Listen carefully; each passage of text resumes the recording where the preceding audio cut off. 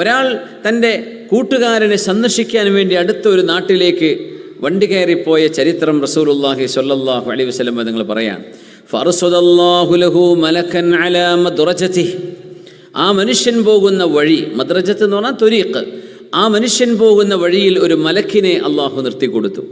കണ്ടപ്പോൾ ഒരു മനുഷ്യനെന്നാണ് വിചാരിച്ചത്, പക്ഷെ ആൾ മലക്കായിരുന്നു. ഫഖാൽ ഐന തുരീദ്, എങ്ങോട്ടാ പോകുന്നത് എന്ന് ചോദിച്ചു. അപ്പം അദ്ദേഹം പറഞ്ഞു, ഈ തൊട്ടടുത്ത നാട്ടിൽ എൻ്റെ ഒരു സഹോദരനുണ്ട്, അയാളെ കാണാൻ വേണ്ടി പോവാണ്.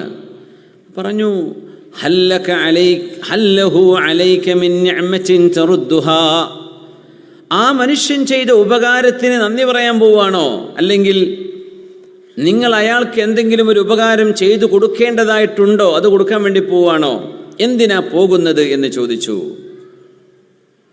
പറഞ്ഞു, ലാ, എനിക്ക് അയാൾ ഒരു ഉപകാരം ചെയ്തിട്ട് അതിന് നന്ദി പറയാനൊന്നുമല്ല ഞാൻ പോകുന്നത്.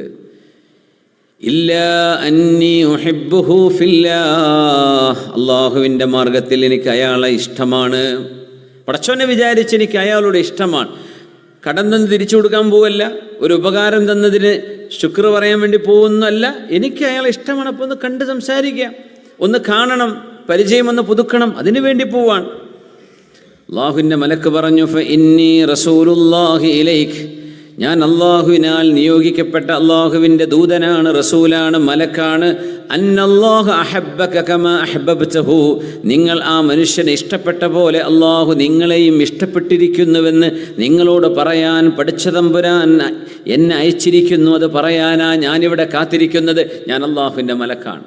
നിങ്ങൾ അയാളെ ഇഷ്ടപ്പെട്ടില്ലേ അള്ളാഹുവിൻ്റെ മാർഗത്തിൽ? എന്തിനൊരു സ്വാലിഹായ മനുഷ്യനാണ്, 5 വക്ത് നിസ്കരിച്ച് നടക്കുന്ന നല്ല മനുഷ്യനാണ്, സ്വാലിഹായ സത്യസന്ധതയുള്ള ആളാണ്.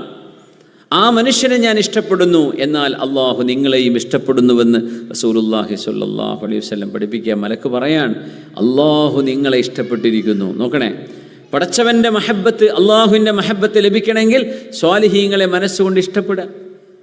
അങ്ങനെയാണ്.